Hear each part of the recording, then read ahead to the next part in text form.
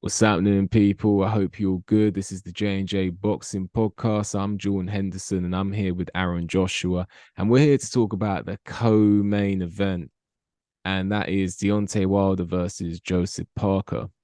Deontay Wilder is looking to make the Anthony Joshua fight, but he has to get through a contender in Joseph Parker, who's been more active.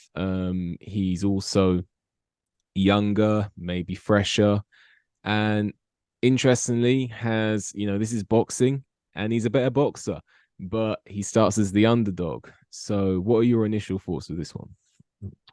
Good fight. When I first heard it was getting made, I was a bit surprised. Joseph Parker, I think with Joseph Parker now, it's last chance saloon. So one thing Joseph Parker has been accused of is having no heart, having no desire. I think if he hasn't got desire for this fight, then he's not gonna have desire at all. So I think, yeah, it's a good fight.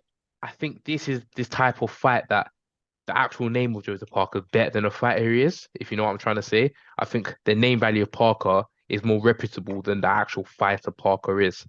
So I think matchmaking, this is a good fight for Wilder. Risky, but if he stops Parker mid-round, to the casual fan, it's going to be a statement. Just as we've never seen Parker get iced. I know he lost to Joyce, got stopped, but it was relatively competitive prior to the stoppage. So, yeah, I do think it's a good fight for Wilder.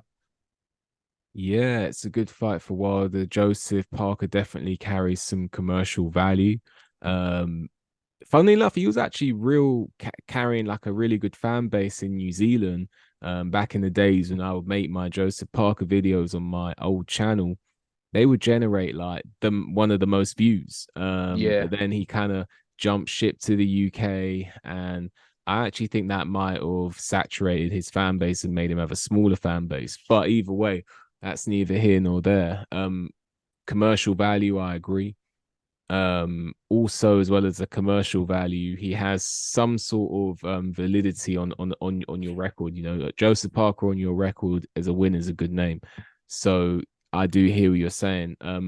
With regards to the fight itself, I have this feeling that Parker can give Wilder real problems. And I don't know where that feeling comes from, but I'm not going to ignore it because too many times I go against my gut and it's like, I should have listened. So Something listen, yeah, tells me. I hear so, it. you know what I mean? It's crazy, man. It's crazy. You hear when something comes to you from the ether, it's like boom, like that's what you should go with. But then you talk yourself out of it, and then you're like, oh, should have So listened. yeah, Something tells me that Parker is gonna cause Wilder real problems and I'm then gonna ask you a probably quick end up on his question, back. quick. Yeah, I'm gonna Mm. ask you a quick question. Sorry to jump in. Quick question. Who do you think has more chance of causing the upset? Joshua Wallin or Parker Wilder? Who do you think has more of a chance? I think Walling, but there's no logical reason for it. Like, there's no logical reason. Like, the only reason I say that maybe is because Walling's got more dog in him than Parker, in my opinion. Walling's the type of guy I think that will take the bull by the horns and try and actually win the fight if he's clearly losing it. Like if you look at examples of that could be round 12 against Tyson Fury. Um, where have you ever seen a round 12 against Tyson Fury for Joseph Parker? I haven't. I've seen it. In fact, no, I'd say that about Dillian White. But then I think Dillian White was kind of tiring, and that's how it Yeah, happened. yeah, yeah, exactly. Um, I don't. But Fury wasn't tiring, and Wallin was actually trying to win the fight. Dillian White really faded, so I keep to that. I don't see a last round of a fight where you're losing and Parker really goes for it. Against Joshua, he didn't do it. Um, so that's my reason. I think Wallin has more chance, probably because of the dog in him, but not because of the talent. Parker's more talented, but I think Wallin's got that dog in him where he will try and take the fight to Joshua. Whereas Parker, I can see him finishing the fight, losing on points with a big smile on his face. Maybe. Exactly that. Like when Parker fought Joshua, it was kind of Parker started smiling to be like, "Oh, I'm the first person to ever take him 12 rounds." This, that, that mentality is really not good. Really, really not good. So I think, how can I word it? I think if they both had the same heart, I think Parker has the better chance because he has more ways to win. I think he can win on points. I think he can win by stoppage. With Wallin, I can only really see him win on points. But with Parker, he has more tools in the bag to win by stoppage. He's not a hard puncher, but he's more of a prolific puncher and can win on points. But like you said, I can just see Parker going the full 12 rounds and smiling after and be like, oh, thank you to my wife and my kids. That's the type of guy I see Parker. So yeah, Yeah, yeah, yeah. I hear that, man. I hear that, and you know, respect to all these fighters, man, who get in the ring. You know, I'm not trying to par him off or anything. I'm just trying to break the fight down objectively. You know, I see too many channels like talking greasy about fighters. Like if they came up to you, you would say nothing. So it's like I'm trying to, you know, we criticize them, but we keep it respectful. yeah, yeah, I've been in there and I know what it's all about. Someone trying to take your head off. So, and that's a lower level. These guys are yeah, doing it yeah, at the yeah. elite level. Like, my hats go off to you. But just objectively, I see Parker finishing the fight and being happy about it and losing. Just past record, you know. Um, Now, with regards to, yeah, stylistically, man, the problem for Parker, and this is really intriguing. Parker needs to sit on Wilder's chest to win this fight. He needs to. He can't win it on the outside, despite being. And this is a classic one where you can be as skilled as you like, but if you, it's sometimes the physical attributes are just not in your favor. Parker is a more skilled boxer, but at range he would lose because he just Yeah, hasn't yeah, got the yeah, yeah. length.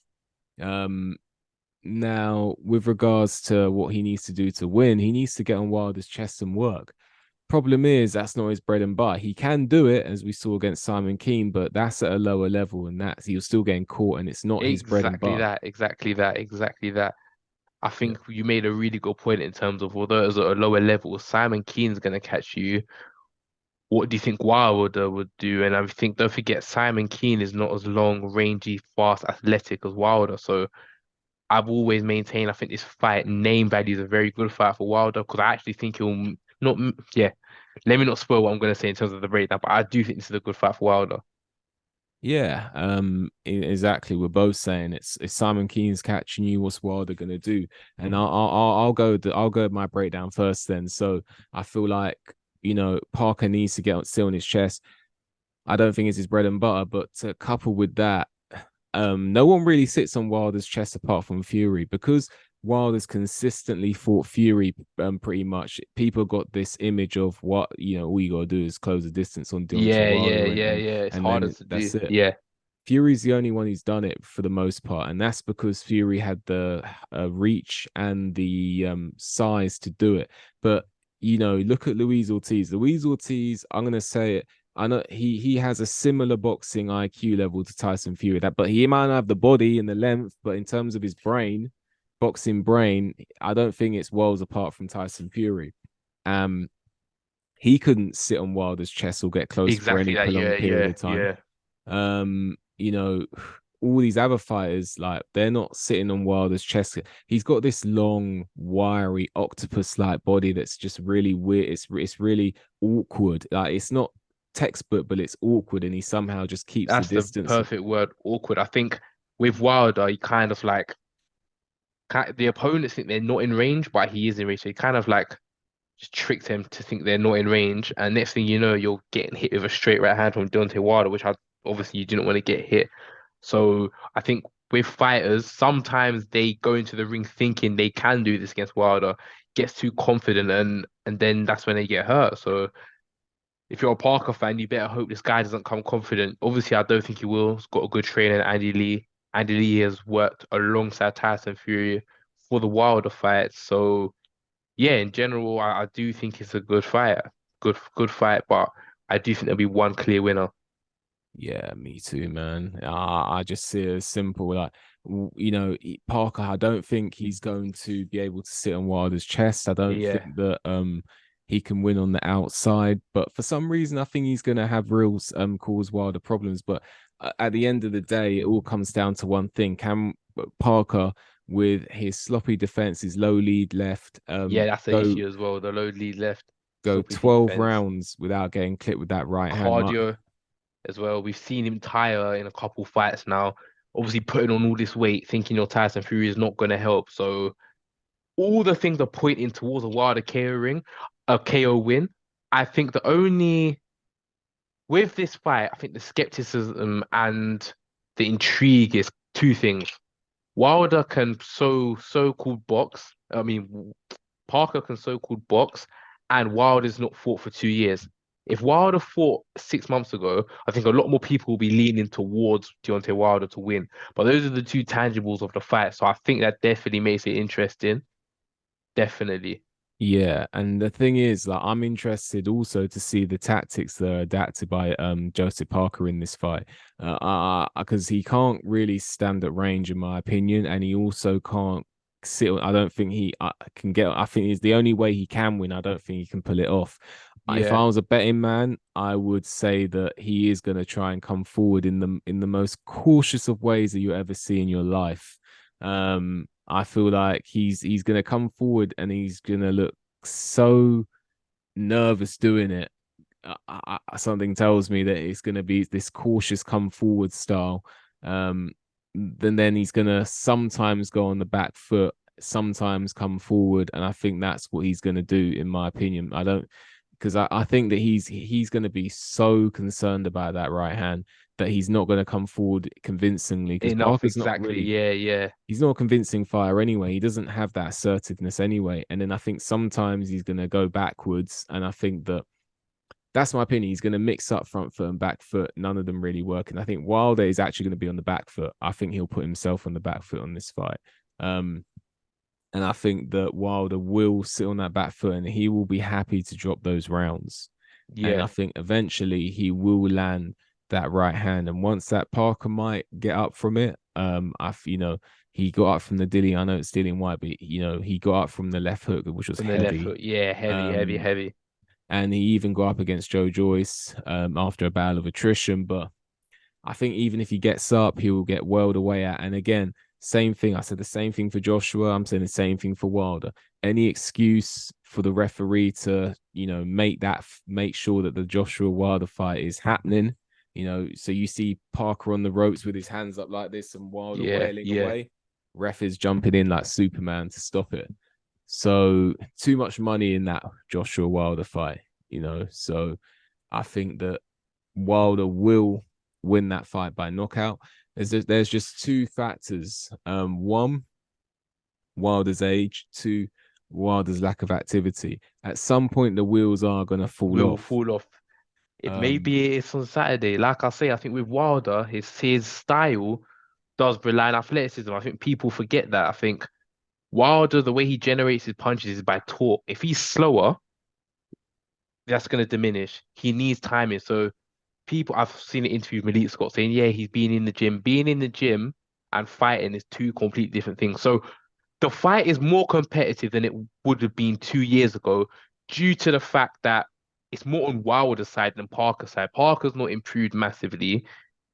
And I think people are more wishful thinking than actually thinking in reality. Like, was it not just under a year ago that Joseph Parker struggled massively and was getting hit by straight right hands by Jack Massey, who's a cruiserweight? I think people need to actually think of that. So, in terms of matchmaking, I really like this fight for Wilder. In terms of, I think it's a very good name to come back to, but realistically, I think it's a not easy fight, but should win without gaining any damage, really and truly. Wilder's Parker's got the fast hands, but I can't see him closing the range. The only thing I would say is while Parker did a very good job of um making Joshua's right hand not effective in their fight. That's the only thing I would say. But the biggest tangible of that is Parker was 16 stone something.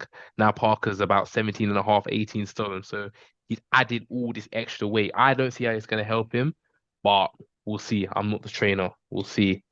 I was actually going to ask you just before we conclude this video, what weights do you think these two are going to come in at?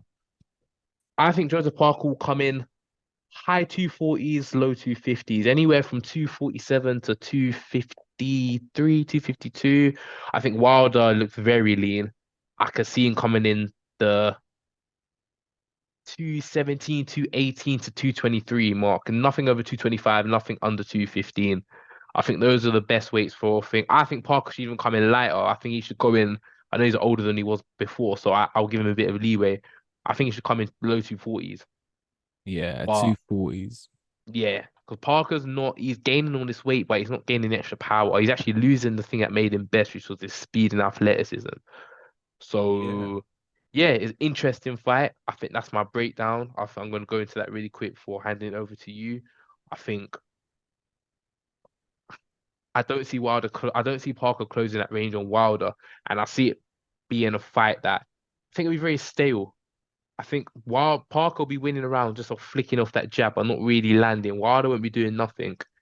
But Wilder will catch Parker, go down.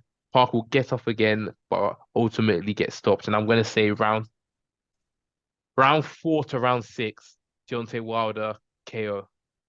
Yeah, you made a real good point, man. I think this fight's going to be stale. I don't think it's going to be like particularly interesting to watch, but I do think eventually, I think Parker may, cause Wilder trouble, as I say, but eventually he's going to get clipped, and I think that's when the fight's over. I think that's when the fight's over. Honestly, I think that's it. Yeah, Now with regards to the weights, very very interesting what you're saying. But I also want to say end off by saying, because I think I'm saying Wilder by KO, you're saying Wilder by KO. That's clear. I just want to make something a point that many people may not agree. I think Parker was potentially better as a prospect before he ran into Carlos Takam than he is today. yeah, Um, yeah. I I think that think, Carlos Takam fight really not shook him, that's the wrong word, but made him realize, yeah, this boxing thing is not a joke. I don't like getting hit. It was a hard, tough fight. I'm gonna revert back to type. But yeah, let's see. If Parker loses this fight, he's done at the top level. I can see him getting fed to not not a prospect, but like a contender, like a Gerald Anderson or maybe a Bakadir Jalilov in a couple of years. I can see him maybe getting fed on that level. So yeah, yeah, interesting fight. If Parker's gonna do anything in his career, he has to maybe not win firstly, or if not, put up a very good valiant effort so he can be used again by a promoter. If he gets knocked out, that's the end of the Joseph Parker train. yeah, and I think it's probably Sorry, but as he's lost four times to the four times he's stepped up, I think people really forget that as well. yeah. I think so. I think so. I think Joseph Parker, in fairness, it's kind of been like a song that's been on a long fade out at the end. Like it's just faded out slowly. Yeah, Not with a bang, but with a whimper. And this could yeah, be yeah, the yeah, bang. yeah, yeah. But yeah, man, Wilder by KO. You're saying Wilder by KO. What do you guys think? Let me know. Let us know. Like the video, subscribe to the channel, leave a comment, hit the notification bell so you get a notification when we make a new video. And also make sure you check out our other Saudi Arabia card coverage, including Joshua versus Wallin, and also Jerome Miller, Daniel Dubois, and the rest of the undercard on that video. And with that, we'll see you on the next one.